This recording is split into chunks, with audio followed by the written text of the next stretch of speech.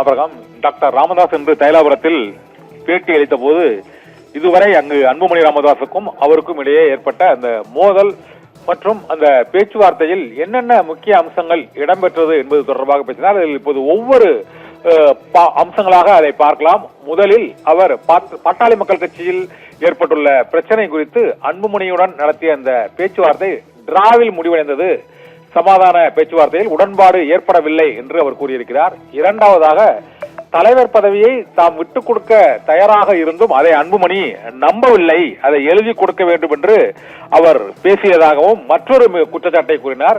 மூன்றாவதாக 46 ஆண்டுகள் கட்சியை கட்டிக்காத்த எனக்கு ஓரிரு ஆண்டுகள் கட்சியின் தலைமையை ஏற்க உரிமை இல்லையா, இதை கேட்பதற்கே எனக்கு வெட்கமாக இருக்கிறது என்று மூன்றாவதாக அவர் அந்த குற்றச்சாட்டை பகிரங்கமாக வைத்தார்.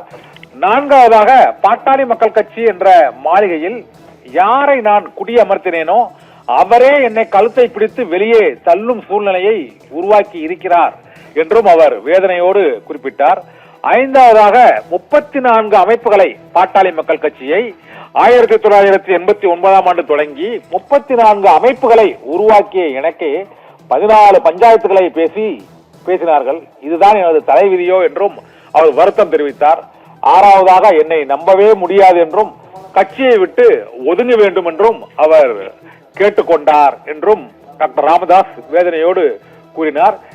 ஏழாவதாக என்னை குலசாமி என்று நெஞ்சில் கூறிக்கொண்டே என்னை நெஞ்சில் குத்துகிறார்கள் என்றும் அவர் கூறினார்.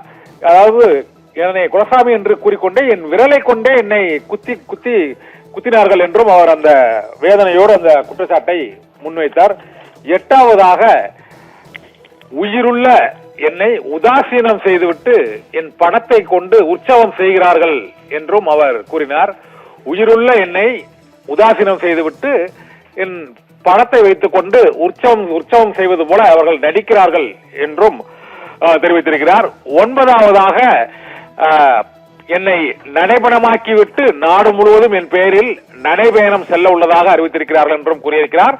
ஜூலை 25ஆம் தேதி ராமதாஸ் பிறந்த நாள் அன்று அன்புமணி ராமதாஸ் நடைபயணம் செல்ல போவதை அவர் என்னை நடைபயணமாக்கிவிட்டு நடைபயணம் செல்வதால் என்ன பயன் என்ற கேள்வியையும் இன்றைய பேட்டியில் எழுப்பியிருக்கிறார். 10ஆவதாக 7 ஆண்டுகளுக்கு முன்பே கட்சியை கைப்பற்ற வேண்டும் என்ற எண்ணம் அன்புமணிக்கு இருந்ததாகவும் அது குறித்து அவர் தம்மிடமே நேரடியாக தெரிவித்ததையும் அவர் குறிப்பிட்டிருக்கிறார். 7 ஆண்டுகளுக்கு முன்பே அன்புமணி இப்போது கட்சியை கைப்பற்றுவதற்கான முயற்சிகளை மேற்கொண்டார் என்றும் கூறியிருக்கிறார். 11ஆவதாக என்னை குறிவைத்து தாக்குகின்றனர், கழுத்தை பிடித்து வெளியே தள்ளும் அளவுக்கு அன்புமணியின் செயல்பாடுகள் இருக்கின்றன என்றும் அந்த குற்றச்சாட்டை அவர் வைத்திருக்கிறார். 12ஆவதாக மக்கள் என்னை உயிராக நினைக்கிறார்கள், நான் அவர்களை உயிருக்கும் மேலாக நினைக்கிறேன் என்றும் பாட்டாளி மக்கள் கட்சியின் தொண்டர்கள் மற்றும் கட்சி நிர்வாகிகள் தொடர்பாக டாக்டர் ராமதாஸ் கருத்தை தெரிவித்திருக்கிறார். 13ஆவதாக ஒரு வாரத்தில் தலைவரை மாற்ற வேண்டும் என்று சௌமியா கூறியதாகவும் அப்போதுதான் ஜி.கே. மணியை அந்த கௌரவ தலைவர் பதவியில் நியமித்து அவரை நீக்கியதாகவும் அந்த பேட்டியின் போது ராமதாஸ் கூறியிருக்கிறார். ஜி.கே. மணி அந்த தலைவர் பதவியிலிருந்து நீக்குவது தொடர்பாக தம்மிடம் கலந்து ஆலோசிக்காமல் அவர்களே முடிவு செய்து அவரை நீக்கினார்கள் என்ற குற்றச்சாட்டையும் அவர் கூறியிருக்கிறார். ஒரே வாரத்தில் தலைவரை மாற்ற வேண்டும் என்று சௌமியா அன்புமணி கூறினார். ஆனால் குடும்பத்தில் உள்ள பெண்கள் அரசியலில் ஈடுபட வேண்டாம் என தாம் எதிர்ப்பு தெரிவித்ததையும் டாக்டர் ராமதாஸ் குறிப்பிட்டிருக்கிறார்.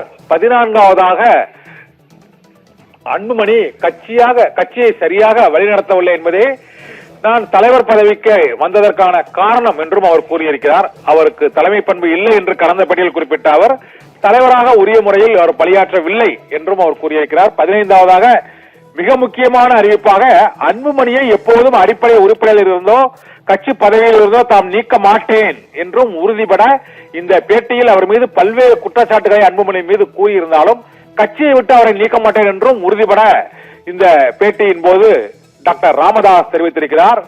16ஆவதாக இந்த யார் சொன்னாலும் அன்புமணி கேட்க மாட்டார் என்றும் 2 ஆளுமைகள் அவரோடு தொடர்ந்து பேச்சுவார்த்தை நடத்திய போதும் அவர் பிடிவாதமாக இருக்கிறார் என்றும் அன்புமணி அமைதியாக இருந்திருந்தால் அதிகாரம் அவருக்கு அடுத்து உடனடியாகவே கிடைத்திருக்கும் என்றும் ஆனால் அவர் அமைதியாக இருக்கவில்லை என்றும் கூறியிருக்கிறார். 16ஆவதாக பேச்சுவார்த்தை தோல்வியில் முடிவடைந்ததாகவே கருதுகிறேன். முதலில் பேச்சுவார்த்தை டிராவில் முடிவடைந்தது என்று கூறினார்.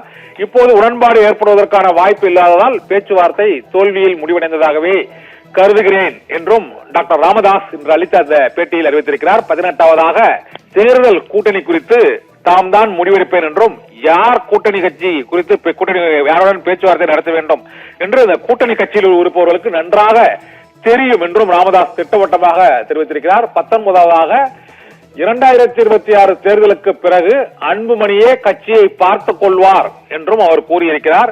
இதனால் இந்த 2026 தேர்தல் வரைதான் இந்த குழப்பங்கள் மற்றும் கட்சி கூட்டணி வைப்பது, தேர்தலை சந்திப்பது ஆகிய முடிவுகளை தாம் எடுப்பேன் என்பதை ராமதாஸ் மறைமுகமாக அறிவித்திருக்கிறார்.